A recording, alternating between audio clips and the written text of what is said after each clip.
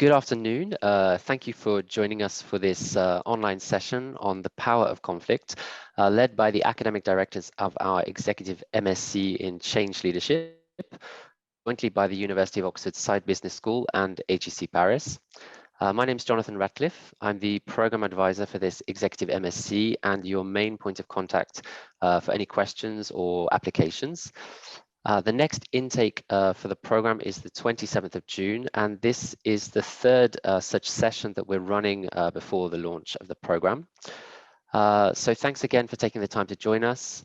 In the interest of time, I'll just hand over straight away to Mark Thompson and Mathis Schultz, the academic directors of the program, who will introduce our guests and explain a little bit about the schedule of today's session.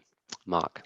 Great, thank you, Jonathan. And I'm Mark Thompson. I'm the co-academic director on the Oxford side of the Change Leadership MSc. It's a program that's actually been running for 18, 19 years now, and the previous title was Consulting and Coaching for Change.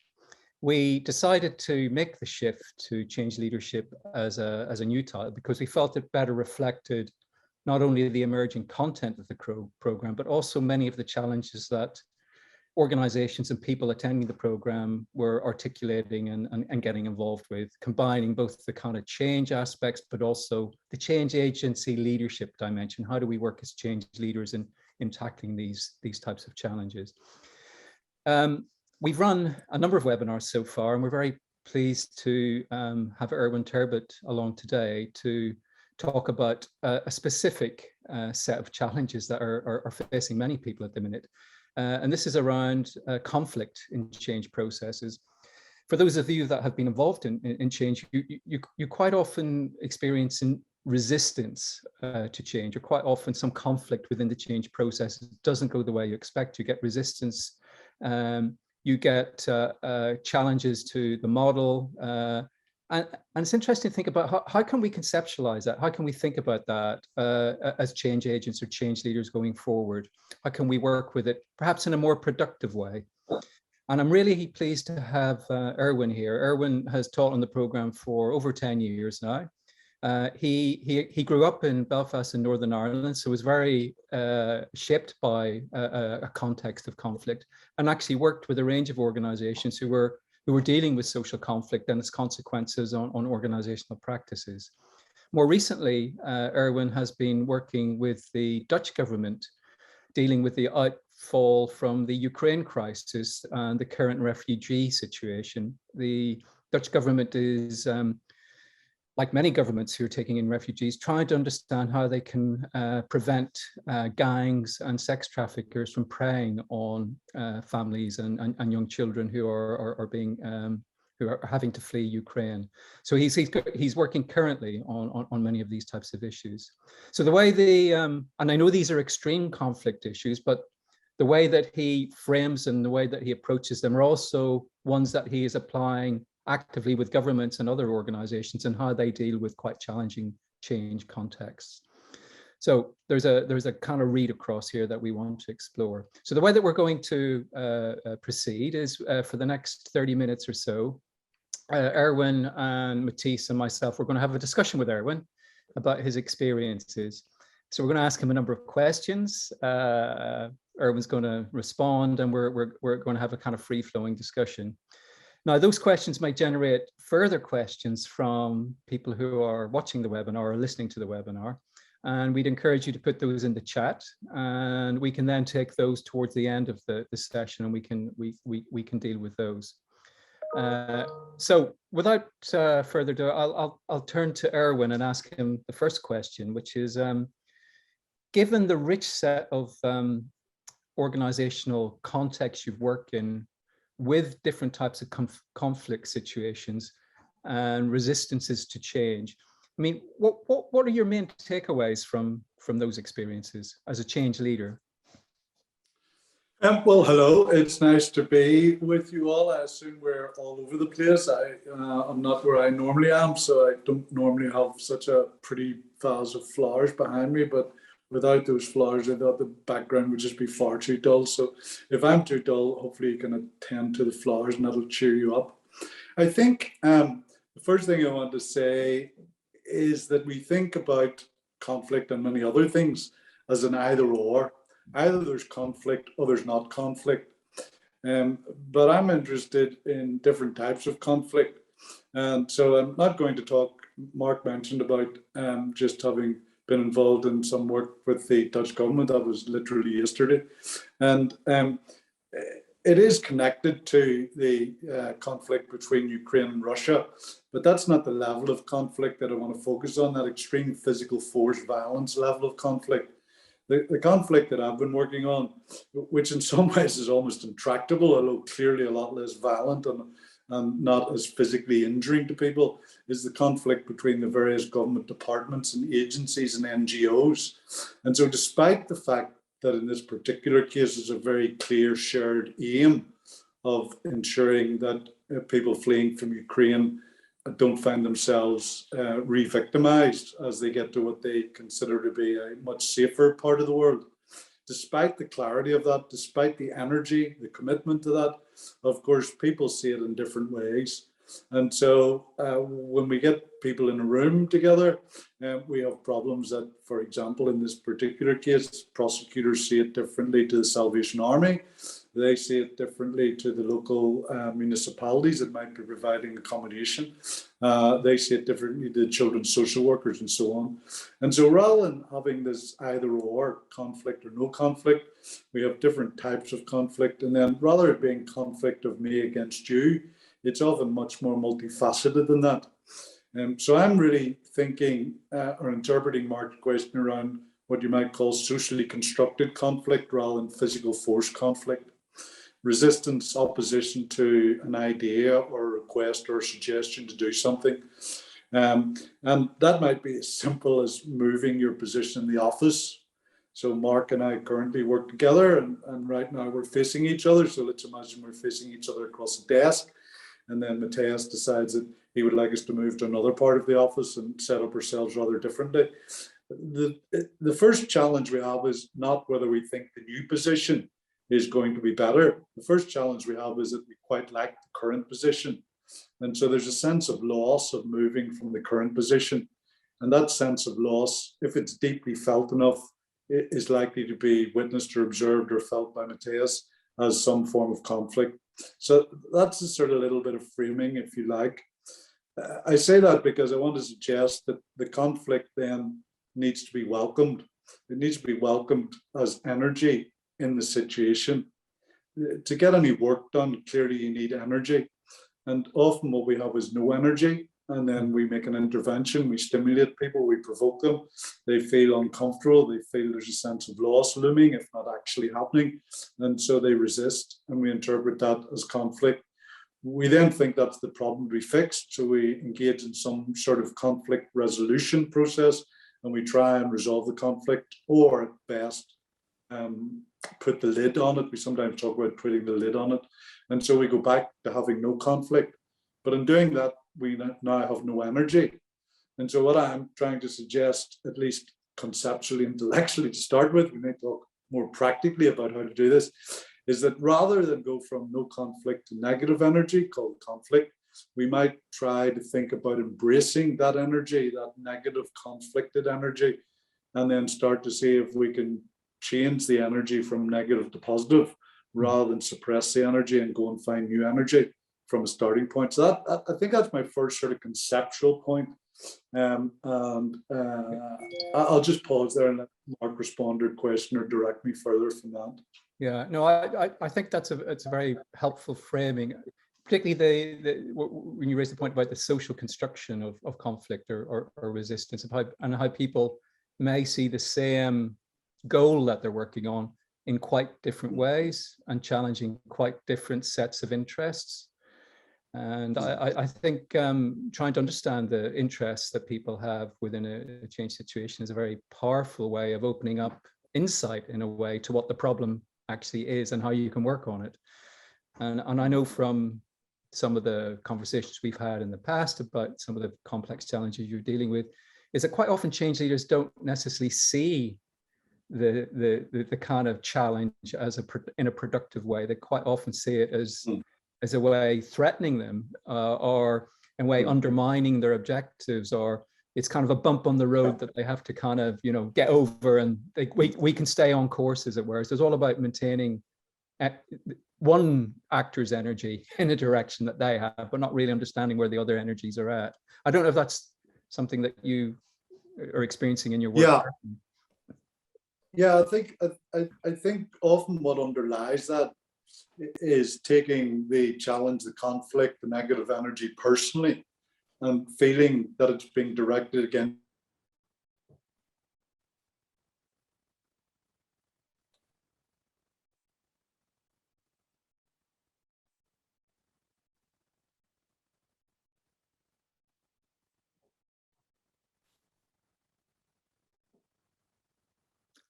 I think we temporarily lost you there. Yeah, The energy went there for a minute. Yeah, I think I'm back now. Yeah. Yeah, you're back. You're back. Yes. Okay. Yeah. So it's about, I sometimes describe this as losing yourself in your role. So there's a difference between the role that you're representing in the change movement program and yourself. And people will personalize what you might be experiencing as an attack on you. Seldom is it actually an attack on you individually. It's an attack on what you're representing in this situation.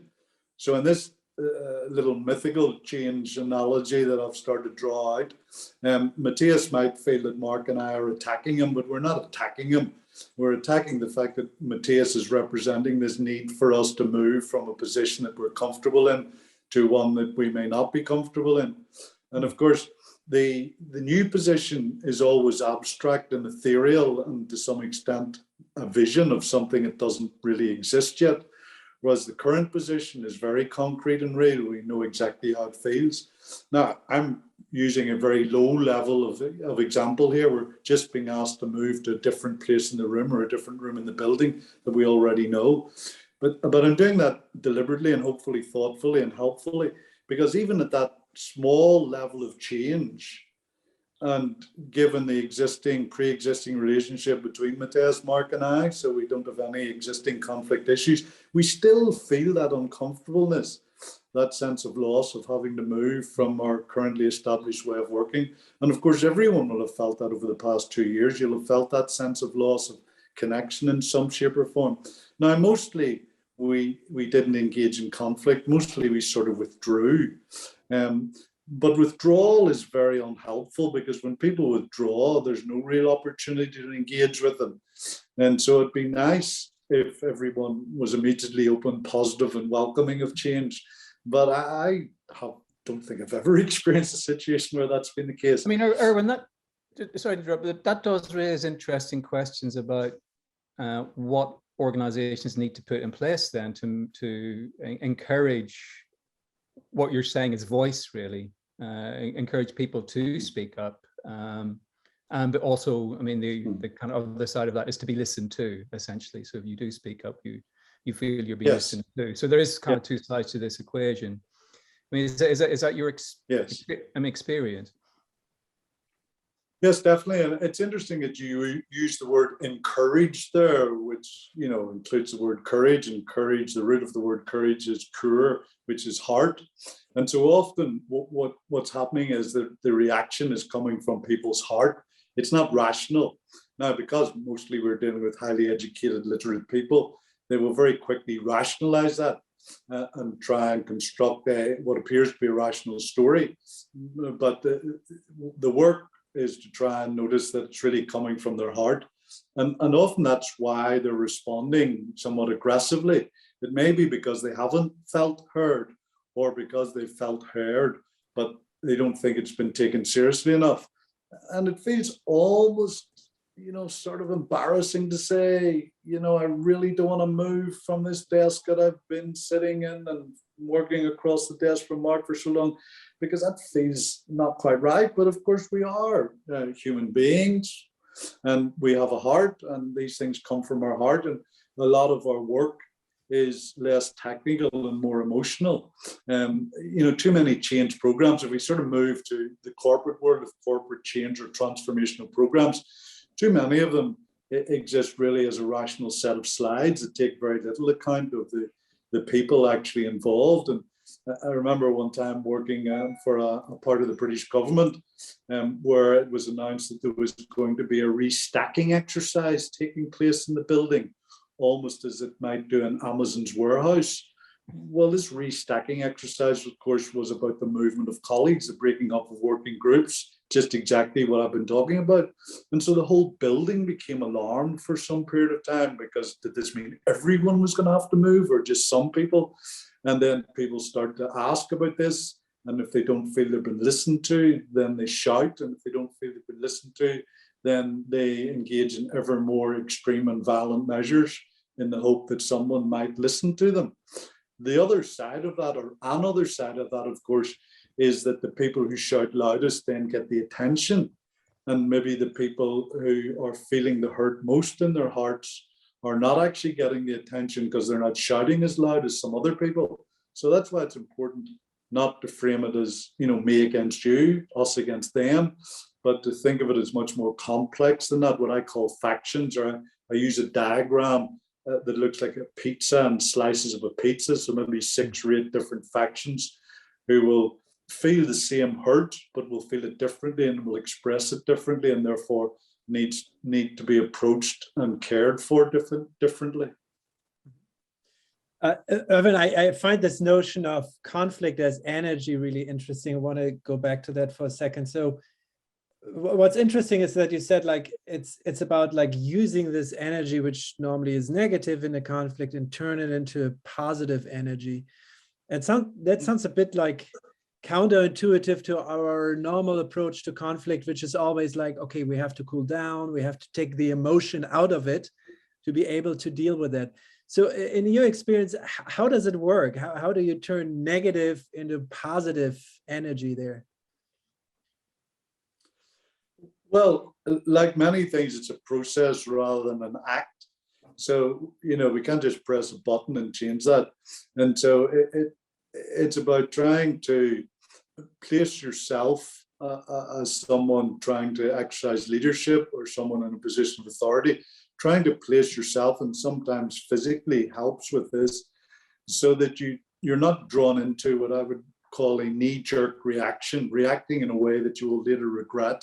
Reacting is definitely not the best version of yourself, because you've been triggered in some way or other. You've probably spent weeks or months designing this intervention, and now the first thing you encounter is someone who's accusing you personally of being whatever. And so trying to position yourself in such a way, prepare yourself that you won't react, but that you'll have a more considered response. I like to try and demonstrate this when I'm teaching and working with people by demonstrating it physically with usually a member of the group. I just bring them up to the front of the room, and we start face to face, facing each other. And I'll use some artifact. It could simply be a cup of coffee or the clicker for the slides or something. And I can sort of do this now with you, Matthias, because I am looking at you. So I come to you with this problem, this suggestion, and it's pretty obvious that you're not happy. And so very quickly what happens is my hand representing the problem that's between us disappears. And then it becomes the problem with you.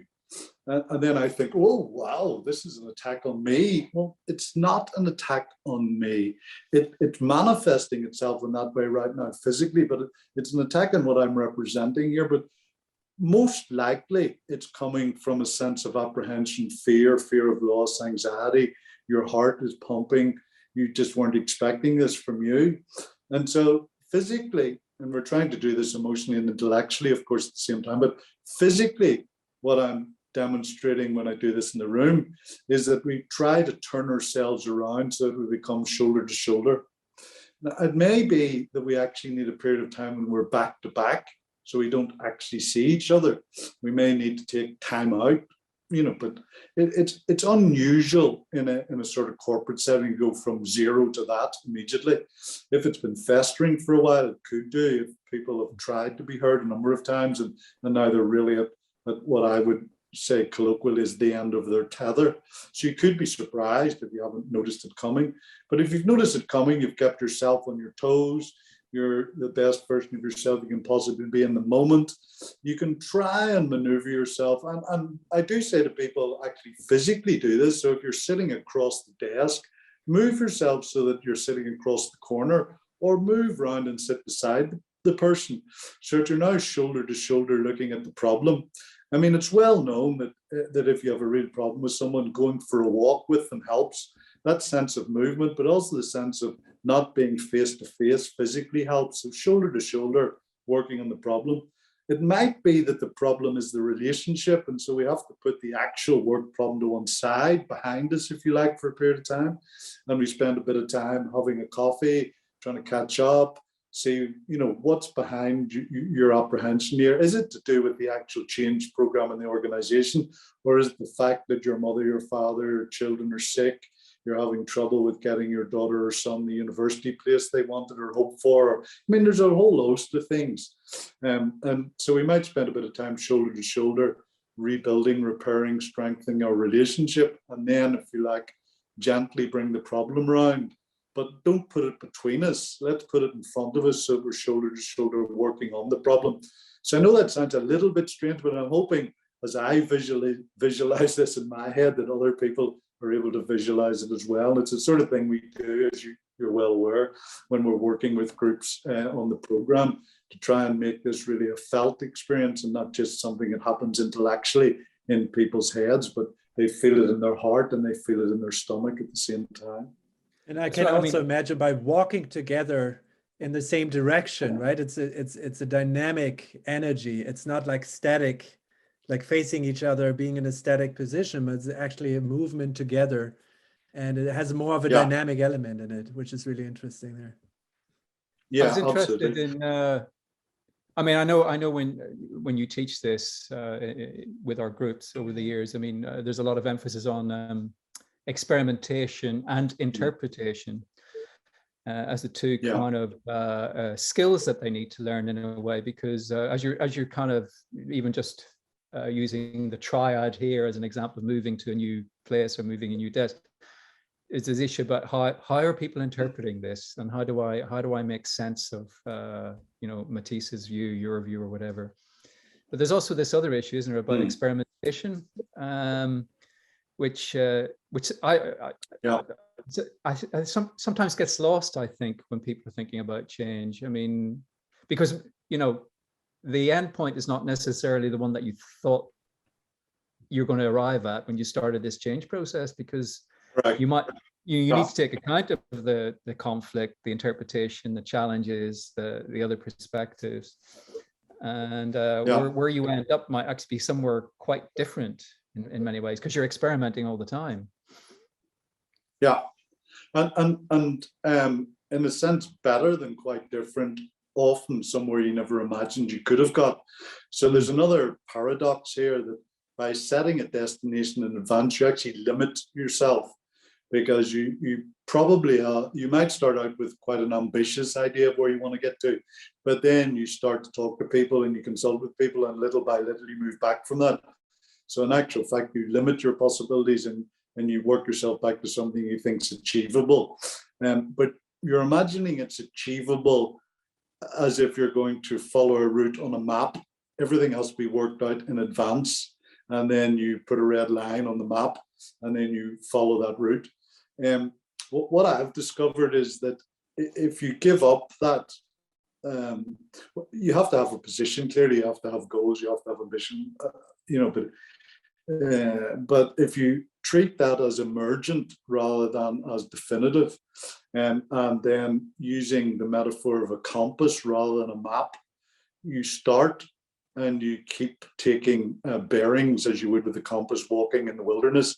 And so, as you and I are both Irish, I guess we're permitted to be slightly Irish about this and say, while you may not be sure that you know where you are, you won't be lost.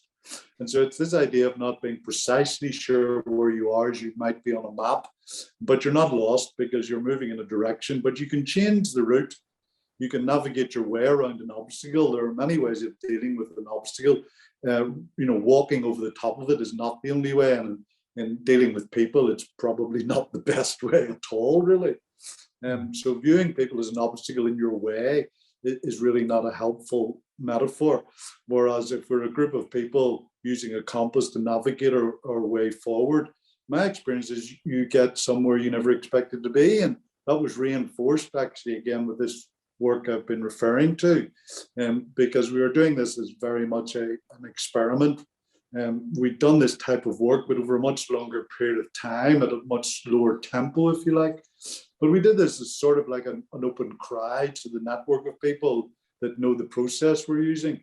And I was going to say 24 hours. Actually, it was just about designed in 24 hours, but of course the actual workshop only lasted, I think, probably 7 hours or something.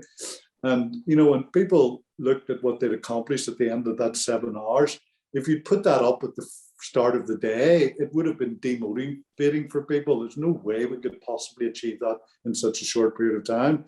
But here they are at the end of that time being amazed at how much they've achieved by liberating themselves, navigating collectively, using a compass and holding open possibilities of different ways and different routes, rather than following someone else's map on a definite journey that you weren't involved in creating, but you're being required to follow someone else's route to someone else's destination. Very different mental models and physical and emotional models of how you make progress and deal with change. Mm. Irvin, I'd be interested in also your role in that as kind of like a consultant or advisor coming into a conflict situation. And I'm asking because what I very often see is also leaders being in that role of the mediator, is that then the two conflicting or fighting parties become dependent on the mediator, and you become part of that system, like children with their parents, and the parents always have to step in. So how do you make sure that they can be dealing with that in the future on their own, and that they're not becoming on you? I mean, other than that, as a consultant, you obviously want to make some money. So there's probably a positive side to the dependency as well. But I mean, also from a leadership perspective, how do you make sure that they deal with it on their own in the future? Well, the first thing that occurs to me is that I think about, well, what's going on? You want to try and figure out what's going on, but then there's never just one thing going on. So what else is going on? But then before you rush to any sort of intervention, I think there's a third step, which is what's really going on here. And it could be as simple as a very great bunch of people having just a bad day because somebody has had a bad day and they just feel bad for that member of their group. So it could be something as simple as that. In which case your intervention simply is to push back the work, give them time for that. In my mind, I'm thinking of something maybe personally traumatic for a member of the group.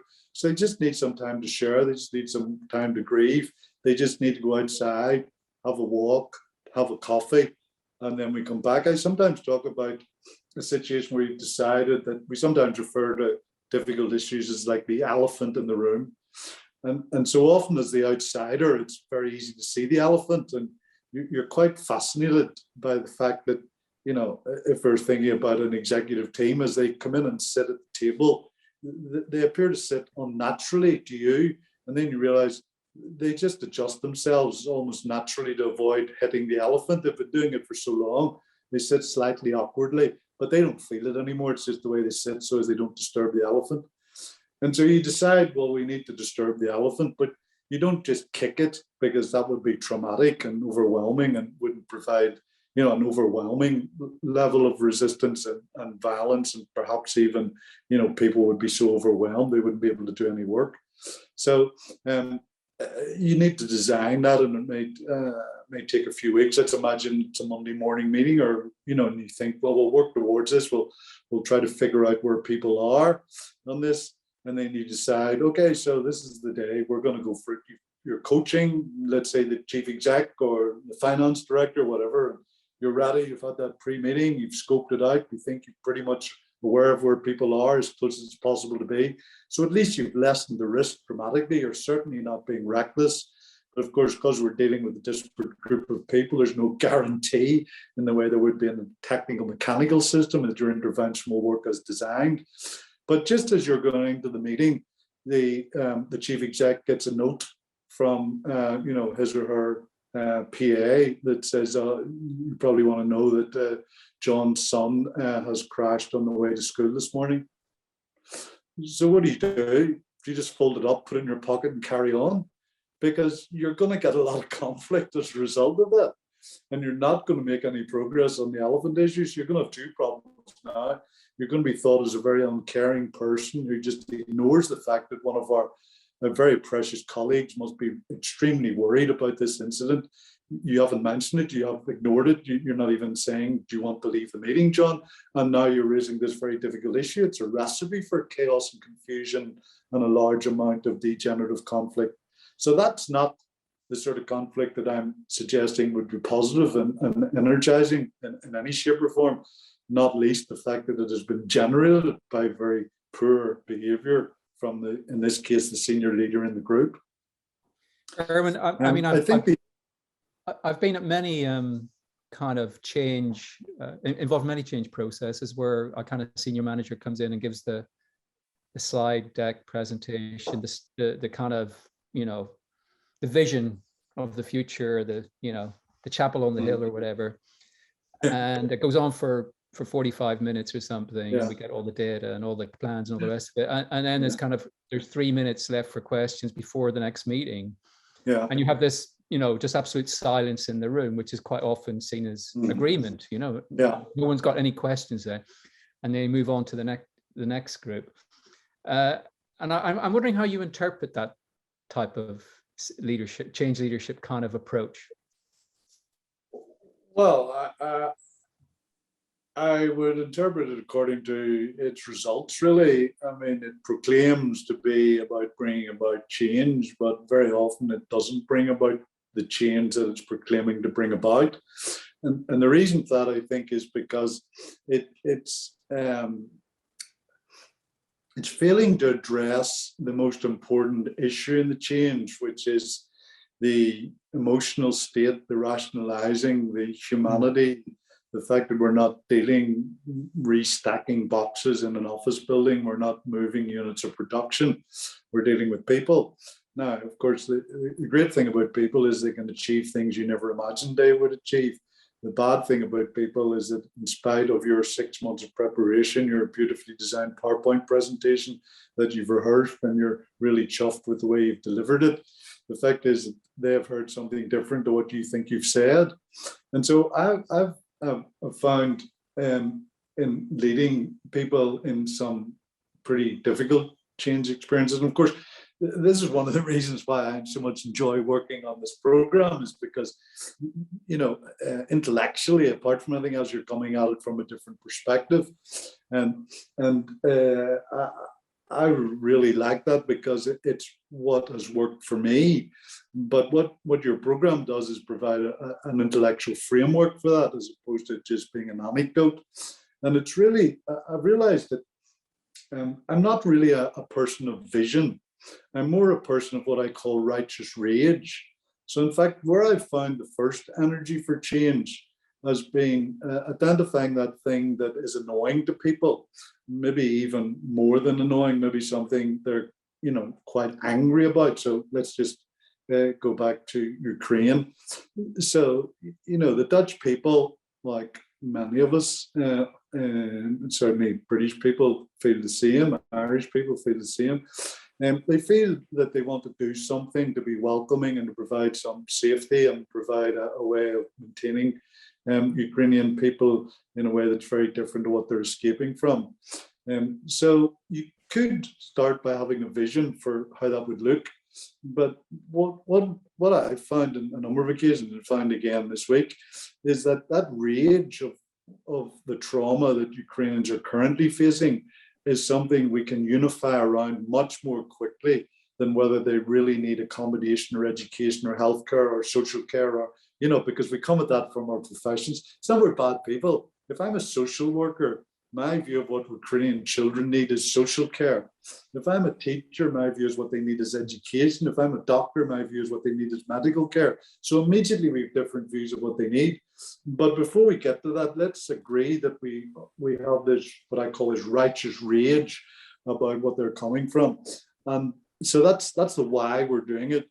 then what do we need to do? Well, we have a variety of different ways of thinking about that, but let's agree on something, and this always comes across slightly awkwardly to people according to their the way in which I speak English. For now. So let's agree for now. In this particular case, because of the urgency, we set that out in advance. We're going to act on the 21st of this month.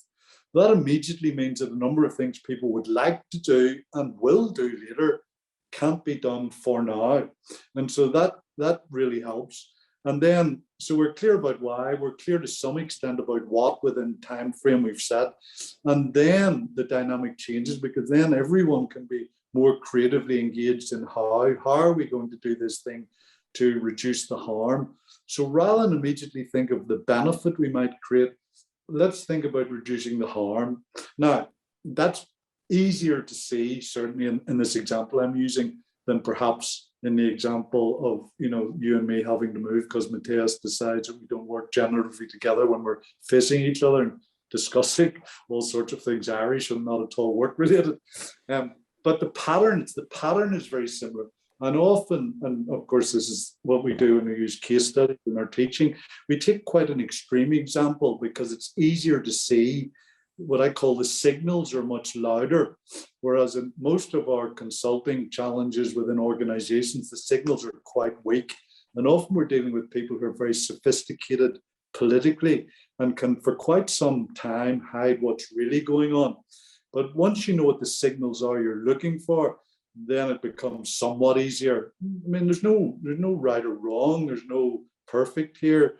You're just hoping to get a little bit better each day. Some days it'll be worse, some days it'll be better. But over time, you're moving further away from that thing that has given you the righteous rage. And then some other possibilities start to open up. We've done work together, we've walked together, we've shared struggles together, and now we can see what we might actually accomplish together. But most corporate change programs ignore all that and think everyone is just, can't wait to move from where they are to some, bright new, shiny, bizarre corporate video or PowerPoint presentation. Well, I don't know if anyone on the call has ever had that experience, but I don't know anyone who has done that without being anxious about leaving where they currently were. There was a question. I think we should bring in the participants as well. So if you guys have questions, please put it in the chat. We already have a couple of those. So one came from Catherine early on the role of trust, which is really interesting. And Catherine framed it in terms of transforming negative to positive energy. But it probably opens up a more general question about to what extent do you need trust, and what do you do if a minimal level of trust cannot really be established or assumed in a conflict? Yeah. Well, I mean, that's potentially a very big topic, but let's try and zoom in very quickly to a particular aspect of that I think might be helpful. So I've discovered that when people talk about trust, they mean a particular variant of trust, which is, I can trust you to do what I would like you to do. Now, that's not what trust is. And one of the things I've found helpful, certainly uncomfortable, but actually helpful, and over time, very generative, is to be clear that I will do what I say I will do. There will be times when you will not like that. You may even feel that it's the opposite of what you would like me to do. But you won't be able to say that you don't trust me to do what I said I was going to do. And certainly in one of the case studies I use in the program, particularly, that's a really important part of what enabled the change to come around, because the people who felt that I was the biggest part of the problem, and I felt were probably the people that might need to change most. Initially, they were very unhappy about the fact that I was doing what I said I would do, because they were suffering as a result of that. But we had that trust discussion in advance. They had said that one thing that matters most to us is that we can trust you. And I made very clear what I understood by trust, because I could foresee that this might become an issue later. And so sometimes when we like to think that change goes like this, or maybe a little bit like this, unfortunately what I've learned is it goes like this. And at the bottom of this shape I'm making is the dark night of the soul moment, as it's sometimes talked about. And it seems to me that often, without getting into that dark night of the soul, we don't get this tipping. And it's the tip that's important. So the V becomes an L. You don't have to climb up the other side when you get it. And that's my experience of many of these things. But it's really discomforting. And of course, people will personalize it and try to make it very much about you. And often I would suggest to people, you need to be working with a partner who will, look after you so that you don't get caught in that trap. So I think trust, absolutely vital, but really important to be clear what trust is. And it's certainly not that I would do what you would like me to do to make your life as comfortable as possible. We'd be hoping to get to that place, but we might have to go through some quite dark and deep places in order to accomplish that. I think that's a very good point, because right now in a lot of consulting and change talk, trust has been used as kind of the golden bullet to fix everything. And the notion of what trust actually is quite debatable. So I really appreciate your point on that. Then we had a question from Adriana that goes back to this question of, intellect versus emotion. And Adriana, you obviously take more the point, it's all about emotion and empathy, but at the same time, I think it's very often, if you look at the classic conflict resolution literature, there is this notion of, okay, we have to get all the emotion out of it, suck out the emotion, bring in the intellect, bring in the rational, cognitive kind of part of it to be able to create these win-win and integrative solutions. So we discussed it to some extent, but Erwin, so how do you see the balance of the intellect and the emotion that play a role in dealing with conflict? Well, I mean, it's really interesting to notice, how you frame Adrian's question. You started by saying it's about intellect versus emotion. And then you finished by saying, how do you see the balance between intellect and emotion? These are two very different things, but there's this very strong default about either or. We started this call with the framing of conflict as me against you. It's very much that way. Paradoxically, it's helpful to get it away from me against you and to make it more complex. And so similarly, it's not intellect versus emotion or intellect, it's intellect and emotion. How much? What's the balance? Who would know at any particular moment? Over a period of time, it might be easier to make a judgment about that. But one of the things that I'm enjoying discovering very much is with our ability to scan our bodies or have our bodies scanned much more deeply than we've ever been able to do in human history, we are discovering or rediscovering some of what used to be called ancient truths. And so we know now that our stomach, our heart, and our brain are deeply interconnected physiologically as well as emotionally and intellectually. We know, for example, that our stomach has a brain. We talk about as if the only brain we had available is in our head. We know now that our heart has a brain. And so what this shows is we're much more complex than we would like, or than we had led ourselves to believe. And I like the fact that we're going back in some sense, that using science to take us back to what, if you like, the ancients were more focused on. And I think there might be a time, I'm certainly not going to say it, where the sort of industrial age might be seen as an aberration. The idea that people are units of production to be moved along a process might be seen as an aberration in how we interact and deal with each other. So I like to say, I'm trying to remember a book, but failing, that I found very helpful. It wasn't a particularly intellectual book. It was more perhaps what you might call, or we used to call an airport bookshop sort of book. But it was making the point that the role of the intellect is to follow the heart. It's not the role of the heart to be, intellectualized into feeling.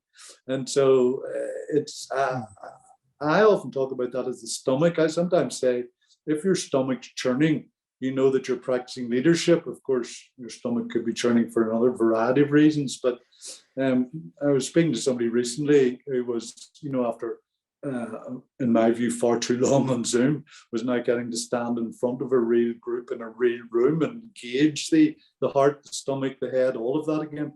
And they were feeling very anxious and very nervous about it. And I was reassuring them that The day they stop feeling anxious and nervous about it is the day they should stop doing it. You know, your stomach is really important in telling you that. And then your intellect is really important in shaping how you might engage with people, because most of the conflict that we're discussing here, of course, is verbal conflict. You know, how the use of language, but also the use of intonation, the use of what I sometimes call half-finished sentences. You know, do you pause and allow time to see how the other person seems to be interpreting this, or do you continue right through and, if you like, intellectually hammer the point home and miss, you know, what you might be able to pick up in terms of the emotion from their heart and their stomach?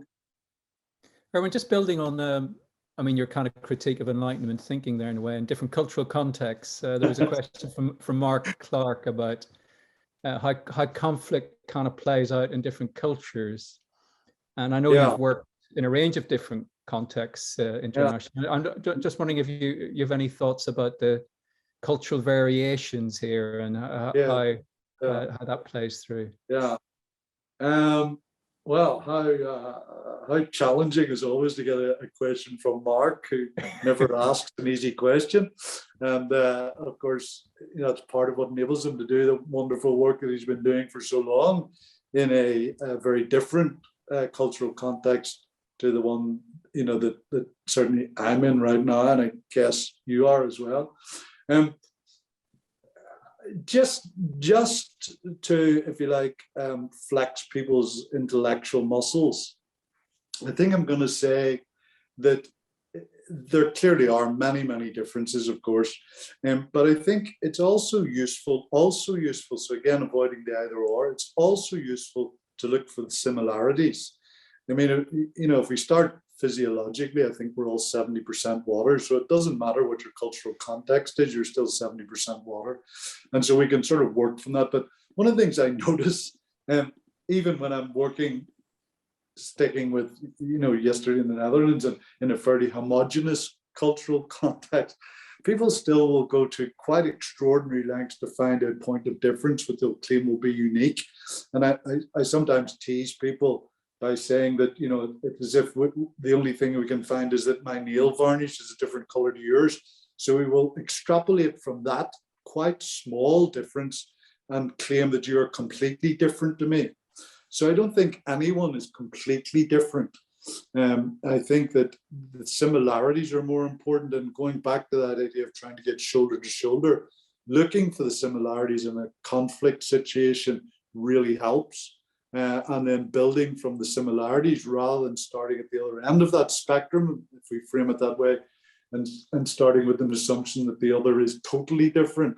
Let's just start from an assumption that we're actually quite alike, but we have some significant differences. And of course, you know, one of the things that's unfortunate in a way, and I'm not making light of this in any sense, I'm simply showing my anxiety about it, actually physically now, but also trying to make light of it verbally.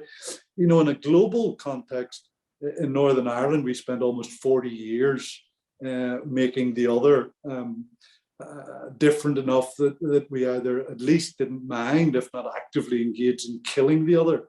And yet, if you zoom out from that on a global scale, there's virtually no difference between what's traditionally known as the two sides in the Northern Irish conflict, or the conflict in and about Northern Ireland or Ireland. I mean, we're all white. We're all educated on a global scale. We're all rich on a global scale. We're all Christian on a global scale, and so on and so on and so on. And so I think, it'd be great to have a much longer conversation with Mark and other people that he and I both know about something like that. And of course, it's the great joy of what we're able to do. And in Oxford and Paris, we have time for those conversations, not only in the sessions, but you know, Mark and I have had many wonderful conversations long after the sessions and deep into the evening. And I think that's the great joy and delight of how this program works. Absolutely. And we're really looking forward to getting back in the room again, I must admit, in June. So and having those prolonged conversations in the evening, which are incredibly valuable, probably as valuable as the classroom experience is itself. So Matisse, were there other questions? I think from Jeff, we have one more time for one more question here. I think you phrased your question very specifically, Jeff, so I will read it more than summarizing it. And the question was, you said that many change leaders see conflict as an obstacle to overcome. If I heard you correctly, one of the obstacles is seeing conflict as a personal attack. And what are other ways people see conflict as an obstacle? So that was the question. I think I might be somewhat disappointing here, because I'm not going to list those, mainly because of the time, but also because the point I want to make is that, of course, there's many ways in which you can see conflict as an obstacle. But I'm trying to stretch people, at least intellectually, and encourage them maybe to think about even the simplest of experiments, that just go for a little walk with somebody side by side, rather than having a face-off across the desk. Conscious of the time, I'm going to try and come back to where we started, if you like, with the idea that conflict is energy. It's not currently productive, generative energy, but it is energy, and work requires energy. So rather than trying to remove this energy from the system, let's see if we can hold the energy in the system and start to change it from being currently degenerative to being generative in the future. And of course, part of that will be to get to a neutral position where it's neither one or the other. I'm going to use another little analogy I use sometimes. It's sometimes called cooking the conflict, and it's a cooking analogy. So if we want to cook a meal, we need some ingredients, and we will pick the best ingredients possible. Maybe organic vegetables, meat that has been well raised and so on, whatever, all that sort of stuff. And then we prepare the ingredients, and we place them in the pot. We put the lid on the pot, and we put the pot on the stove. Now, when I'm using this analogy, I would usually stop and ask people, so what happens now if we don't turn on the gas, light the flame, and cook the ingredients? And people sometimes say, or at least some people will say, nothing happens. And that's a story we tell ourselves very often. But of course, something does happen. The potential of those ingredients starts to degrade till eventually they start to rot, and they produce gas, and we have to put something strong or heavy on top of the pot to stop the lid blowing off. And you can see this happening socially. And so not all conflict arises, like a nuclear missile strike. It often is around for quite some time and gets bigger and bigger, just like the ingredients are generating more pressure within the cooking pot, until eventually the pot will explode. And so we then have a crisis, we have a terrible mess, and we haven't cooked anything with the potential of the ingredients. We haven't produced a lovely meal. The other end of that spectrum is that we turn the gas on too quickly, we put it up too high, we keep the pot on the gas too long, and then we burn the ingredients. And so, we don't get our meal either. So if you like, those are the two ends of the spectrum. But people often think that, doing nothing will produce an answer. Well, no, it'll make the problem more difficult. And so it's not whether you have conflict or not. It's whether you use the conflict generatively or not, whether you turn on the gas, light the flame, and control the flame in order to turn the potential of the ingredients into, a very enjoyable meal. Now, I understand that's physical, and we can actually measure that quite carefully physically if we wanted to. But of course, the best chefs don't do that. The best chefs feel that much more than they measure it. And so the analogy is not purely physical, but that idea, I think, is a helpful thing to think about. And of course, something that, we explore in much greater detail, intellectually as well as emotionally. Erwin, in a way, you've also answered the last question we had from Idris Al-Salami, which was kind of your metaphor of cooking. I think really addressed his question about sometimes we have to kind of maintain the conflict to get more innovative solutions. And you're in a way saying, we have to get the right temperature. We have to make sure the good is cooking. Top doesn't blow off. It's kind of, and it's also more, what you're saying is more of an art. We have to understand our bodies, the rational side as well, and it's an art of judgment in a sense. And I guess on the program, if we go back to the kind of journey people are on the program, yes, we are introducing concepts, ideas, theories to make sense of practice.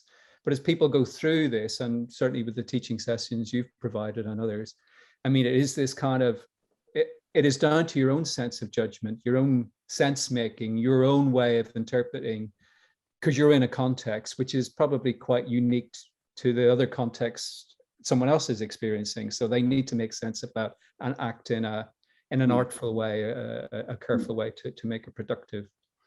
So I think we're near the end of time.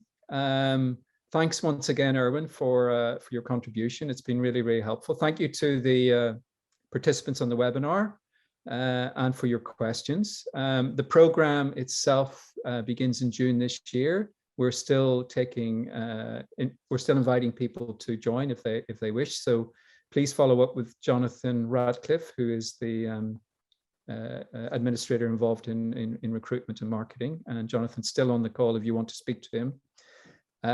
But thank you once again for attending the webinar. Thank you very much. And thank you, Erwin. Thank you, everyone. Jonathan, you want to have a last word?